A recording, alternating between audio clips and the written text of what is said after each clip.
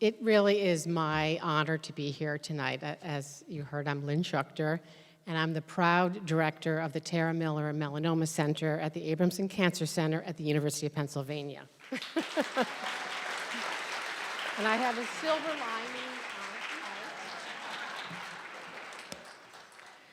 lining. You would think this would get a little bit easier. This is the 8th year, but it's emotional to be here, and it's especially emotional this year. Last night, as George mentioned, was the anniversary of Tara's death. She died 7 years ago last night. And many gathered last night, and I was really thrilled to come down and join you. Some of us went to Tomatoes. That was my first time at Tomatoes, and had a really lovely dinner. But what was really special was part of last night is we celebrated Tara, and we remembered Tara. And as we were about to wrap up, we were saying, well, what is really important for us to share tonight? Because so many of you are new, you didn't know Tara, and so we really wanted to make sure that we captured her story, and also that you would all understand the impact of this incredibly generous community. So it was really wonderful to hear more stories about her, and ways that we could honor her legacy, and show the incredible impact of her original vision, as you guys just heard. I want to briefly tell you her story, and I was also remembering that, it was just 15 months, her whole battle with melanoma, and the story is that she noticed a mole on her forehead. It was removed, not thought to be anything too significant, and then sometime later, she developed an enlarged node in her neck. And that's when she was diagnosed with melanoma.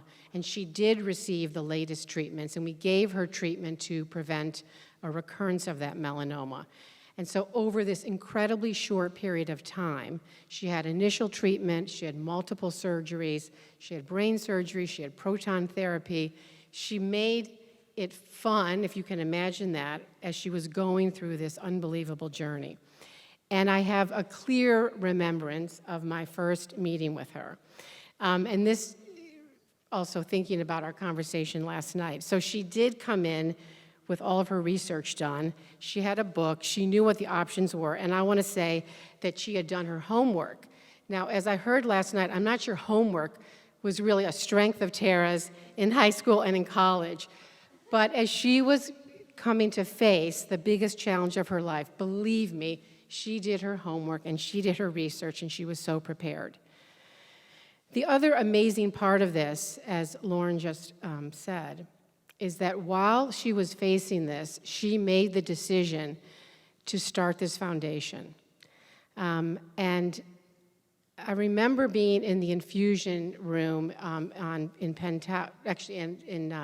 our new area, and she was getting her treatment, and I was they were explaining to me what she was planning for the foundation and the impact of this work.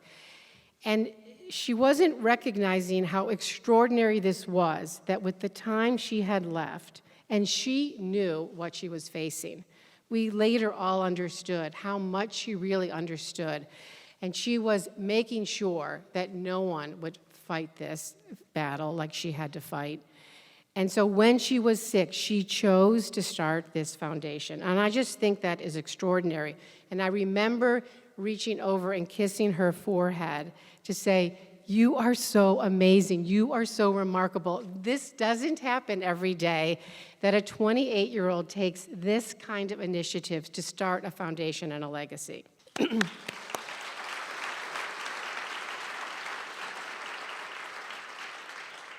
I don't think she would have any idea what the Tara Miller Foundation that honors Tara has accomplished in this short period of time. This foundation is all of you in this room, all of you who have donated over the years.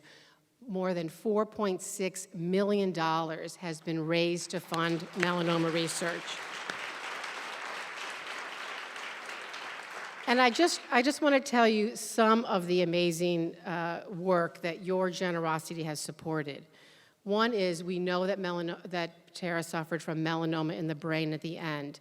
And there is a new team at Penn bringing together neuroscientists, neuroradiologists, neuro-oncologists to really understand why melanoma affects the brain so particularly. And so you have very specific grants that are understanding the biology of brain metastasis.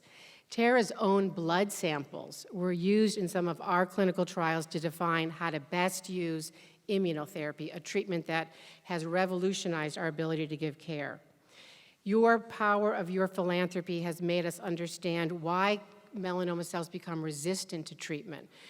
Sometimes these treatments work and sometimes they don't, and your foundation and your generosity is making us understand at the very much at the cellular level. And I want to tell you a story about that. So this foundation funds young investigators. And what's really key is to bring new minds to this disease. And so with your donations, you funded an investigator, Dr. Arjun Raj. He is in the School of Engineering at Penn. And he is this very sophisticated, I actually don't understand all that he's doing, but at the level of the cell, he is understanding why melanoma cells tick, why they grow, why therapies don't work. And so it was really pivotal that you brought that investigator to the field. But now last week, we had an applicant from Dana-Farber who wants to become a fellow at our program. She's a resident at the Brigham. And the reason she's interested in Penn is because of that investigator's work in melanoma. She saw his lab, she saw the application of engineering at mRNA level, you've heard about this with COVID vaccines, but how this could affect understanding cancer biology. So this is how it works. Tara's influence now could impact bringing an incredibly talented researcher to our program, and that's all because of you in this room, so thank you so much.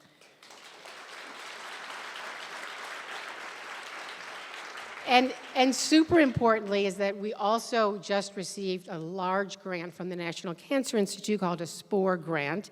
Ravi Amravati is here. He's our co-leader of that grant, and our melanoma team is here. This is a $12 million grant to fund research. Now, but I want to be super clear. We would not have that grant without you. This is the power of your generosity and philanthropy. You funded critical research for us and our infrastructure to be able to collect the specimens, to do this testing. You invested in young investigators. I'm telling you, we would not have this grant without all of you. It's incredible. Thank you so much. Now, one of the stories I heard last night, and I can't remember if I heard it before, but when Tara was in high school, she wanted to become the president of her class. And the principal said, no, I don't think you should be the principal of whatever. I think it was her high school year, senior year. And she said, I'm going to be a write-in candidate. And so she was a write-in candidate, and she won. She was the president of her class. And so I just think that that story is so telling because you saw the determination. She saw what wasn't happening that needed to be done, that needed her voice and her inspiration for that class. And she was a leader back then, and she was inspiring back then. And so I want to say she is our writing candidate, and we love her, and we are here to celebrate her, to remember her, and to thank her. She is in our hearts and our minds and our souls every day as we go to work, as we do this work to find better outcomes for patients. Our progress has been great, and there are many people in this room who have benefited from the progress, but it's not enough. We still see patients die every day from melanoma, so they don't work for every patient. And your gifts tonight are going to try to make it so that these therapies work for all patients and that we find the cure. Changing the odds for patients is Tara's legacy. That is our charge. And with the support of each and every one of you, we are truly changing the odds for patients with melanoma. We promise to always honor Tara, her passion, and her commitment. We thank you, the Miller family. We love her, and we remember her. And let's raise a glass to Tara. I don't have my glass, but. So thank you so much for being here tonight. It's really an honor for me to share this stage with all of you tonight.